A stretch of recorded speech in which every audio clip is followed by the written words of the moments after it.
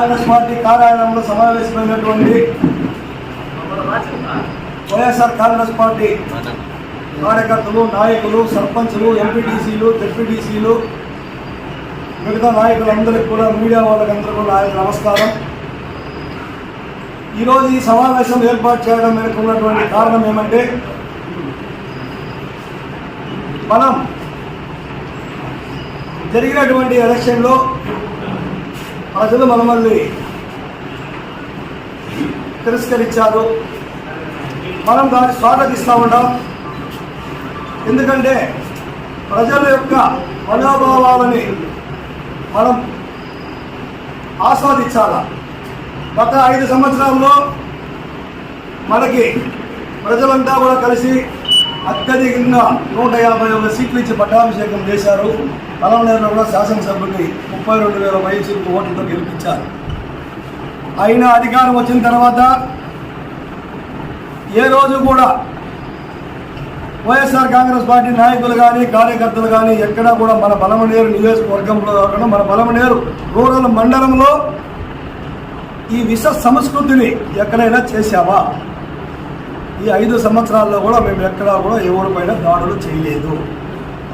కానీ మన ఓటమికి ముఖ్య కారణం ఉద్యోగస్తులు.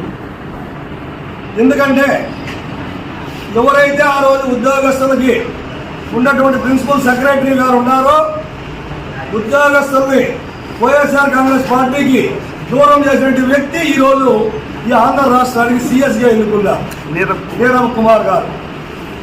నీరవ్ కుమార్ గారి సలహాలు విని మన ముఖ్యమంత్రి గారు మనకి ఈరోజు ఈ పరిస్థితి తీసుకొచ్చారు. ఆ రోజు ఉద్యోగస్తుల్ని మనం నానా కాపాడుకొని ఉండింటే ఈరోజు ఉద్యోగస్తుల ఓట్లు, వాళ్ళ కుటుంబాల ఓట్లతో మనకు 40% ఓట్లు వచ్చాయి. మనకేమో ఆశమాయిషిగా రావడం లేదు. ముగ్గురు కలిసి కూటమి వస్తే కూడా మనకు 40% ఓట్లు వచ్చాయి. తెలుగుదేశం పార్టీకి మనకి 6%, సుమారు 6% ఓట్లతో మనం ఓడిపోయాం.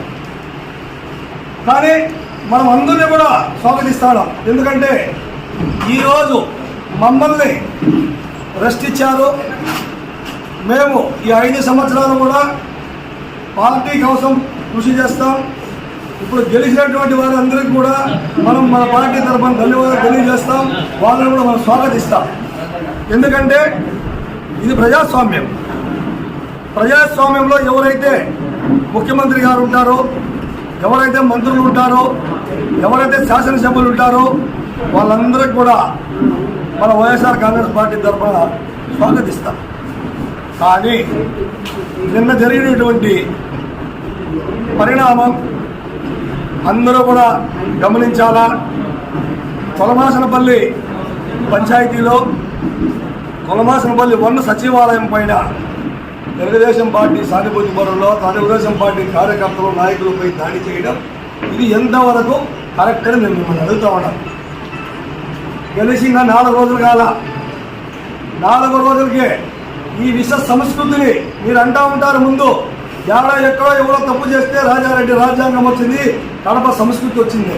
ఇప్పుడు మేము దీన్ని ఏ సంస్కృతి అని చెప్పాలా, ఎవరు రాజ్యాంగం అని చెప్పాలా? దీన్ని ప్రజలందరూ గమనించాలి. మేము వాళ్ళని కూడా దూషించడం లేదు. వారు ఇలాంటివి చేస్తేనే ప్రజల్లో మా పార్టీ వైపు తిరుగుతారు. మా పార్టీ మళ్ళా కూడా పుంజుకునే అవకాశాలు ఉంటాయి. మేము ఒకటే అడుగుతూ ఉంటాం. ఒక సర్పంచ్, ఎస్సీ సర్పంచ్, ఈ రూరల్ మండలంలో పెద్ద పంచాయతీ.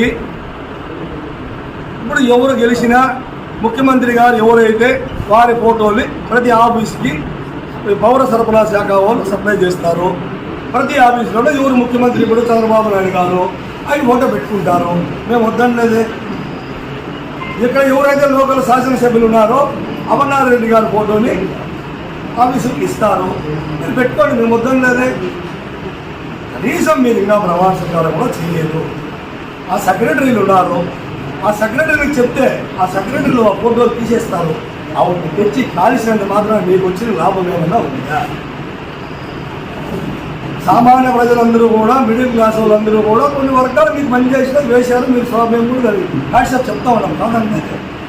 కానీ ఈ విష సంస్కృతిని వదలండి, కక్ష సాధింపుల్ని వదలండి. నిన్న వీపాటాలో ప్రెస్ మీట్ పెట్టారు తెలుగుదేశం పార్టీ వారు.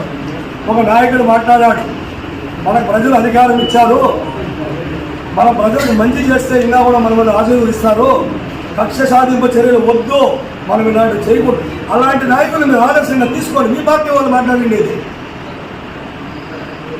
అంతేగాని ఈడేమో మేమేమన్నా గాంధీ మహాత్ములు అనుకుంటున్నారేమో. ఇప్పుడు ఒక చెంప కొడితే ఇంకో చెంప చూపించాక ఎవరు రెడీగా లేదు.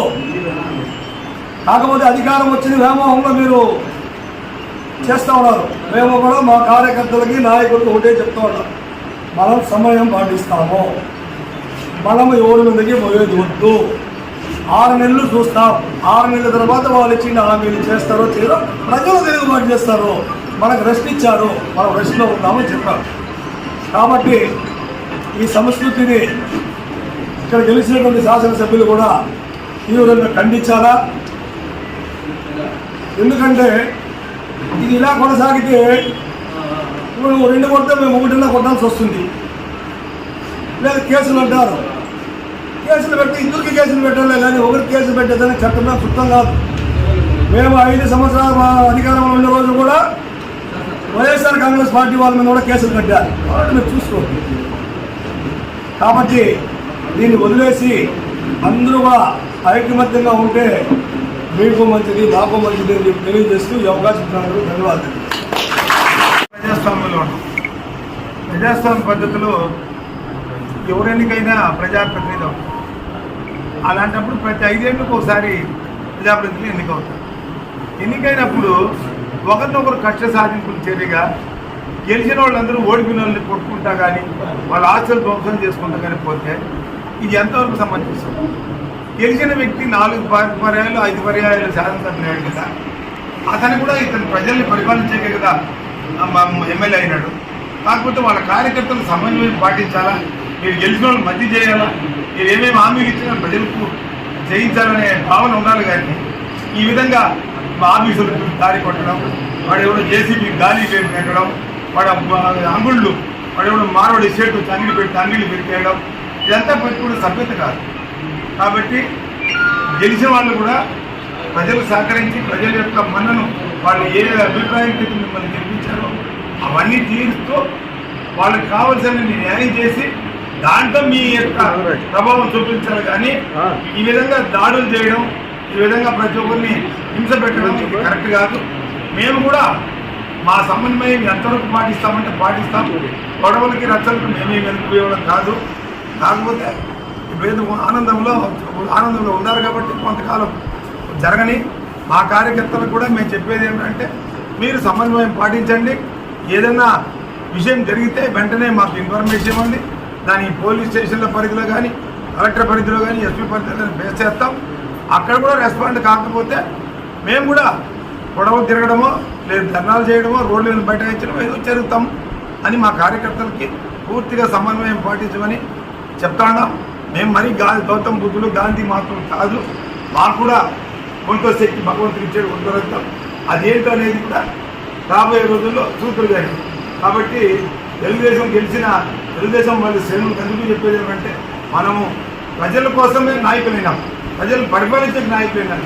మన సమయం పాటించి అందరితో చక్కగా జీవనం గడుపుకోవాలి. కానీ గ్రామాల్లో ఒకరికొకరు విరోధాలు పెంచుకోవాలని మనవి.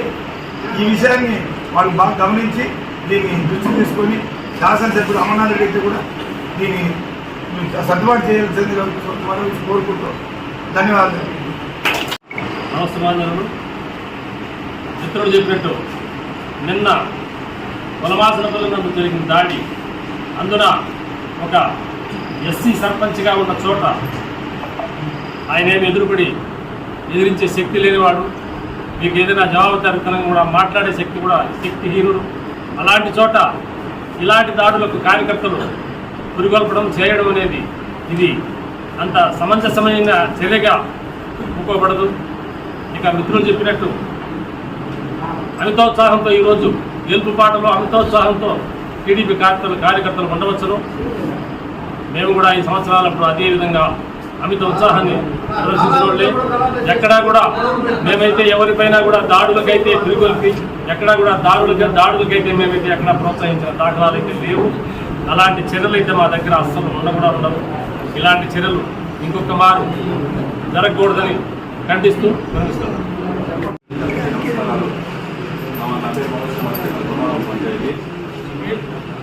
నిన్న మా పంచాయతీలో టీడీపీ కార్యకర్తలు ఎక్కడ చూసినా దాడులు చేస్తున్నారు. ఇది మంచి వాతావరణం కాదు, మంచి కార్యక్రమం కాదు. మీరంటే మీరుగా గెలిచారు, ప్రజలకు సేవ చేయడానికి మీరు గెలిచినారు. ప్రజల మీదకి దాడులు చేయడానికి కారణం చేసి మీకు తెలియజేస్తున్నాము. అధికారం అనేది శాశ్వతం కాదు. ఈసారి మీరు అధికారంలోకి వచ్చారు, మళ్ళీ మేము కూడా అధికారంలోకి వస్తాము. కాబట్టి మీరు దీన్ని గుర్తించుకునేసి ప్రజలకు సేవ మాత్రమే చేయండి. మా మీద దాడులు చేస్తే ఇది మంచి పద్ధతి కాదు. కాబట్టి మీకు అందరూ కూడా కానీ ఇది మంచి పద్ధతి కాదనేసి ఖండిస్తున్నాను విషయాన్ని.